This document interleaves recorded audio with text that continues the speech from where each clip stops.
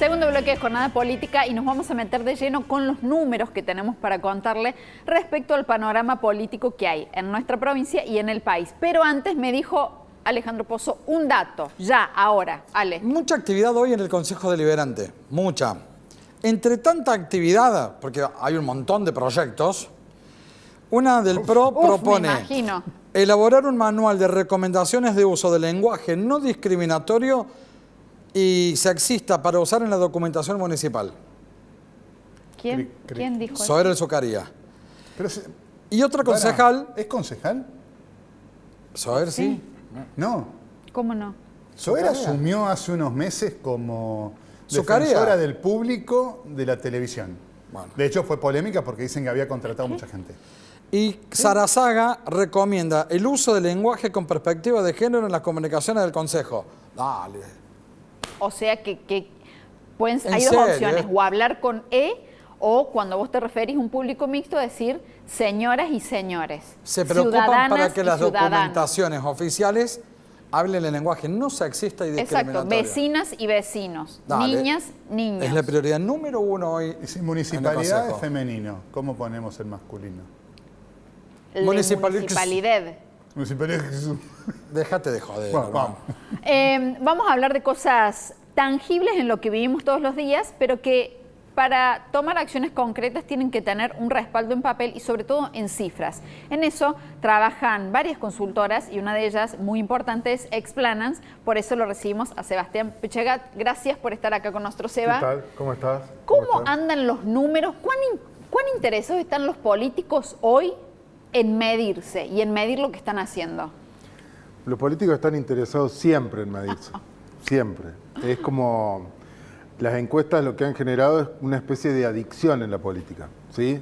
Sin embargo, desde la consultoría hay que decir que este no es un periodo para hacer mediciones de intención electoral, ¿bien? Pero sí es un periodo interesante para medir el humor social, para encontrar la complejidad de por dónde está pasando la conversación social, el interés de las personas. Yo escuchaba el inicio del programa y aparecieron muchos temas que pueden ser de interés, el lenguaje inclusivo, la drogadicción, el narcotráfico, la política. Bueno, ¿qué les interesa o por dónde pasa el humor social? Es lo que tratamos de hacer en una encuesta nacional que venimos haciendo desde que asume Milei, de muchos casos, con una cobertura muy grande en todo el país. Cada 100 días medimos cómo está Milei y cuáles son los temas principales. Me acabas de nombrar por excelencia, el político que está en el más alto cargo ejecutivo. ¿Los que hoy no están en funciones, también se miden? Se miden todos. Se miden todos los que pueden, porque ustedes saben que llevar adelante procesos de medición bien hechos, no son, que la muestra sea significativa, y que la muestra sea significativa y que arroje datos interesantes para validar la toma de decisiones, no es algo sencillo, pero todos los que pueden se miden. Métodos, mail, llamada telefónica, hoy con tantos tipos de abordaje de la muestra, ¿cómo miden? ¿Cuál es la muestra más fidedigna de tomar? Particularmente a nosotros nos está resultando mucho trabajar directamente sobre plataformas digitales. Ustedes saben que de la población total argentina mayor de 18 años, el 97% tiene o Facebook, o Twitter, ahora X, o Instagram. ¿Bien? Entonces casi llegamos a la totalidad de la población. Descreemos o hemos empezado a descreer un poco de las encuestas telefónicas, ya que tienen un sesgo muy fuerte, ¿sí? Porque en general... ¿Un sesgo etario? Y un sesgo etario o de clase también, de composición social. Si uno trabaja con teléfonos fijos, en general va a estar con personas que están en su casa y que tienden a ser mayores. Si uno trabaja con teléfonos celulares, depende mucho de los datos. El uso de los datos en general está circunscripto a ciertos sectores sociales. Pierde efectividad en lugares donde no hay buena conectividad y demás. Y las encuestas de intrusivas telefónicas además hacen que haya mucho grado de desconexión. Mucha gente que escucha que es una encuesta arranca y abandona a mitad de camino. Seba, cuando a mí me toca entrevistar en la calle a la gente, muchas veces el cara a cara. no me importa la política. No sé, no me importa la política, no me importa. Y primero hay un alto grado de desconocimiento y después la gente, cuando vos le preguntas algo, alto grado de desinterés por la política. Sí. ¿Cómo hacen en la encuesta? Bien. ¿Cómo hacen para encontrar justo el que le importe? Bueno, algo que nos pasó el año pasado es que el calendario electoral tan extenso y tan intenso, nosotros notamos que degradó y cansó a la gente. Entonces las encuestas presenciales se hicieron muy difíciles. Hay algo para decir sobre esto. Argentina es más que las 3 o 4 o 5 grandes ciudades, ¿bien? Hay una población en ciudades intermedias muy grande y en las ciudades intermedias muchas personas están dispuestas a dar su opinión, sobre todo en lo presencial, ¿bien? Porque efectivamente sienten que muchas veces no es escuchada su voz. Exactamente. En una ciudad de 40, 50 mil habitantes, nosotros mandamos a los encuestadores presenciales y hay mucha gente que los invita a tomar mate a la casa, ¿se entiende? En otras ciudades como Córdoba es más difícil porque sobre todo en los lugares urbanos más complicados hay un riesgo en lo presencial. De todas maneras... Pero vos necesitas, perdón, de ese encuestado, porque es otra imagen de la sociedad. Por eso las metodologías digitales están funcionando mejor. De todas maneras, Argentina es un país en el que las personas dicen tener mucho rechazo por la política, pero uno de los países que más interés tienen por la política. Bien, entonces, sobre todo en momentos de, supongamos para el balotaje, nosotros juntamos alrededor de 18.000 casos.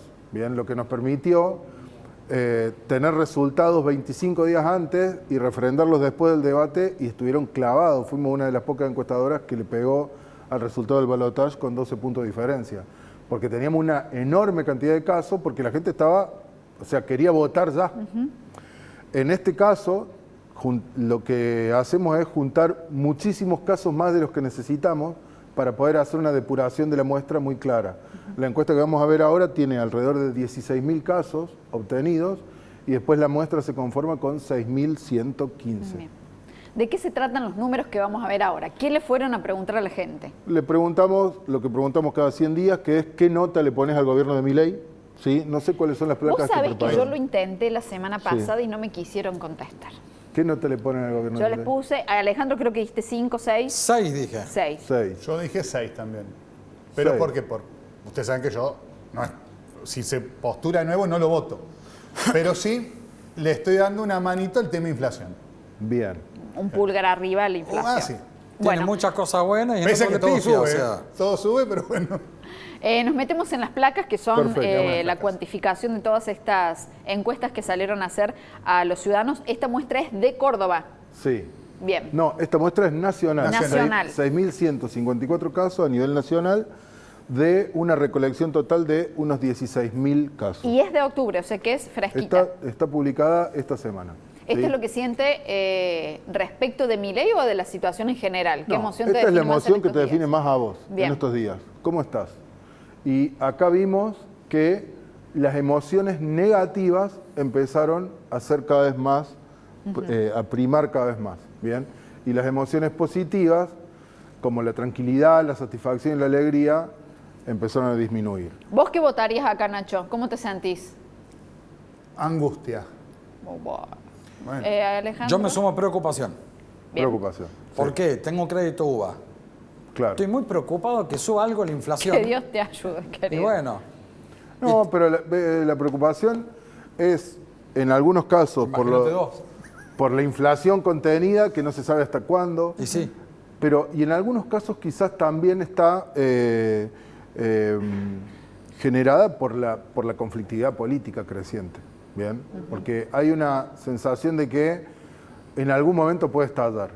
Y esta, que me parece muy importante, la nota que se le pone al gobierno de Milei, como no es un momento preelectoral, decidimos no preguntar por la valoración muy buena, buena, mala, muy mala, sino probar esta metodología.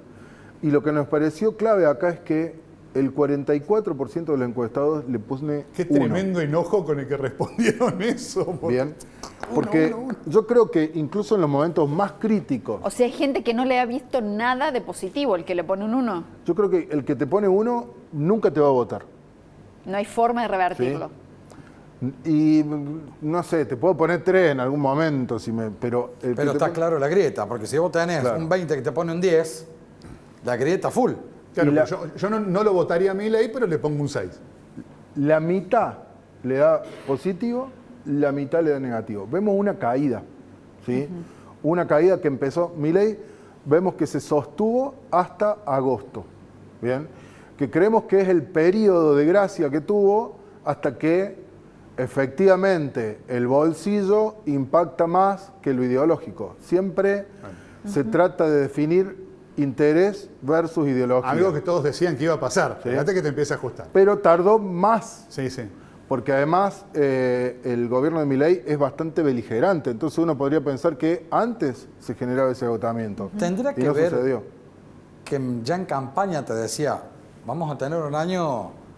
O sea, el tipo como que te iba avisando de entrada que el ajuste le iba a tocar a todos. Sí. ¿El umbral de tolerancia tendrá que ver con eso? Yo creo que sí. Hay gente, el 55% dice ya basta de ajuste, pero un 45% dice podemos aguantar un poquito más de ajuste. Pero creo que viendo esa potencial grieta, se reordenó la grieta, ya no es más kirchnerismo, antikirchnerismo, por eso están tan entrampados los radicales. Bueno, porque no ¿dónde están los radicales? No es el que estén el discurso antikirchnerista no garpa más. ¿Qué sería el radicalismo hoy, no? Claro. Claro. ¿No habían cerrado ese antro? Pero creo que Milei vio que se está reordenando la grieta y que hoy es Milei o anti-Milei y subió Cristina al ring también. Claro. Para tener un antagonista con quien marcar esa diferencia. Le cuesta poco subir al ring. Cosa que le conviene a Milei que Cristina esté ahí arriba. Y le conviene a Cristina. A ambos, les conviene a ambos. Le conviene más a Cristina. Milei es el único que logró que Cristina saliera del centro de la escena política. Cristina, la tapa de Clarín en 2005, cuando le gana las elecciones legislativas de medio término a Chiche Duhalde en Buenos Aires, que arrasa, el título de Clarín, la tapa era Cristina aplastó. Desde ese momento hasta la asunción de Milei, hasta la victoria de Milei, Cristina estuvo en el centro de la escena política. Incluso para definir sus rivales, se definían como la oposición de, y no por sí mismos. Creo que fue lo que no pudo soportar Macri. O sea, Macri, que en su gobierno, los propios medios vinculados a él hablaban más de Cristina que de él. Milei tuvo algo muy, muy interesante, que es un fenómeno que logró sacar a alguien que estuvo 20 años en la escena política. Y ahora necesita un antagonista y la volvió a subir a costa de, son 2 pesos pesados, ¿no? Son 2 pesos pesados. Despertar un monstruo. Claro, vamos a ver una batalla. Pasa que los dos también tienen unos jugadores que te pueden dar batalla. De cada 100 argentinos hay 18 que están mejor. 18. Este porcentaje subió bastante, pero subió antes de ahora, subió a mediados de julio. Antes estaba en un 5% y subió a 18%. El estoy peor que antes, paradójicamente, no se condice solamente con los que no quieren a Milei. Hay muchos que bancan a Milei, que saben que la situación no cambió o que incluso está peor, pero que pueden bancarse un poquito más de ajuste, que es esto que vos decías muy bien, que es cómo permeó ese discurso de Milei. El umbral de tolerancia sería. Claro. Creo que tiene un poquito más, no mucho más. Y entró en una zona crítica. Y creo que hay un fenómeno muy particular con un sector del votante de Milei, pero que no es el votante, es el militante activo de Milei, que son varones jóvenes, ¿sí?, de entre 20 a 30 años, que es un sector muy volátil, porque un varón que tiene 23 años, que se hace 50 kilómetros en Rappi todos los días, que gana su plata y la invierte en criptos o está viendo si la pega, es muy distinto a uno que tiene 26 y ya tiene un hijo o 2 y necesita estabilizarse. Y la volatilidad de ese paso es muy fuerte y es un sector para Milei muy valioso.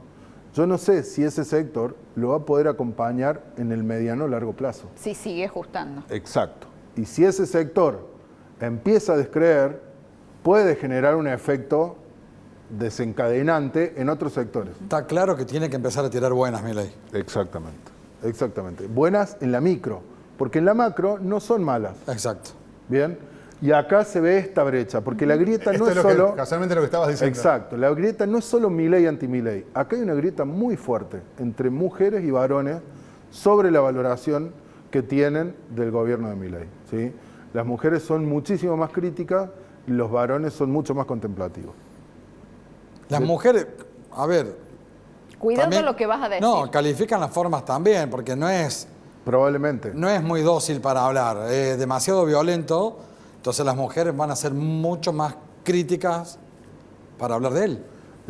Esa agresividad en el discurso supone un cambio de estilo y un cambio de época que tiene sus pros porque te pone siempre en el centro de la escena, pero también tiene sus alertas. Lo mismo sucede con los mayores. Lo que decías recién. La gente grande...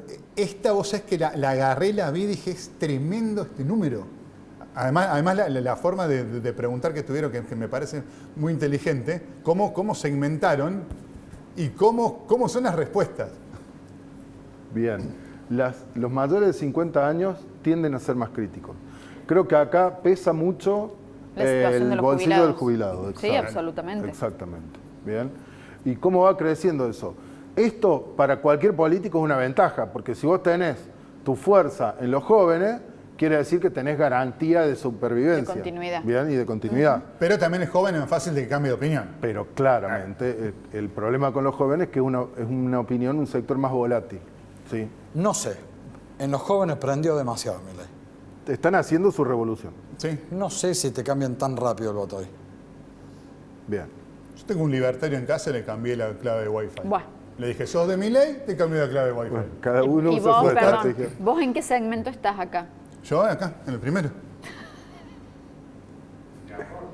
De aporte. No, tampoco llega con los aportes. Seba, Estoy acá. si hoy hubiera una elección, Sí. ¿gana Milei? Yo creo que si hoy se da el balotaje, gana Milei de nuevo. ¿Con Massa del otro lado o con Cristina? Massa del otro lado. Claro. Si hoy se da el balotaje, gana Milei de nuevo. Yo creo que es pronto para medir Milei versus Cristina en términos de intención electoral. Si medimos si estás arrepentido, que no está en la placa, pero es una pregunta de control, si estás arrepentido de tu voto. ¿Bien?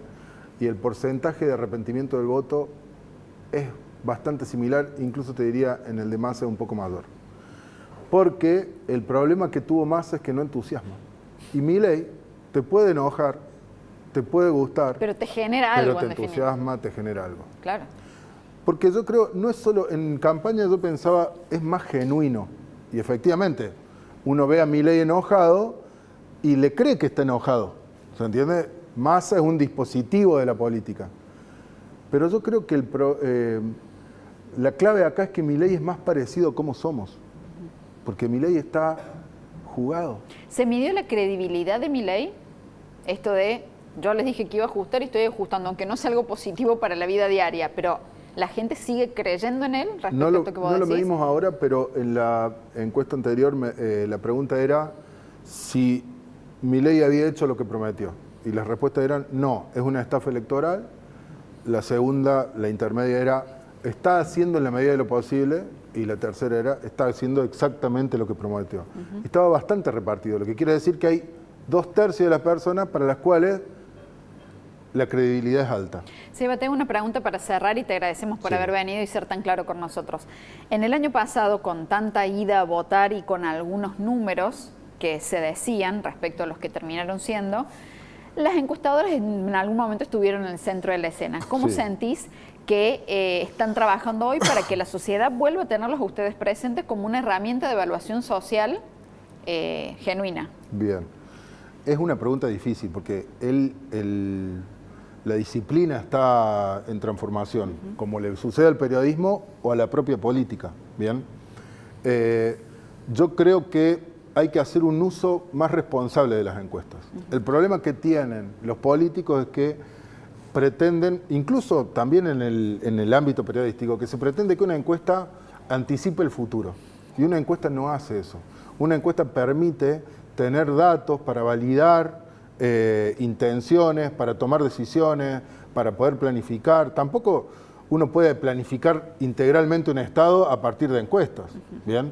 Pero las encuestas, las metodologías de indagación social en realidad, tienen que permitirnos a todos, incluso a la ciudadanía, tener elementos para tomar decisiones, ¿bien?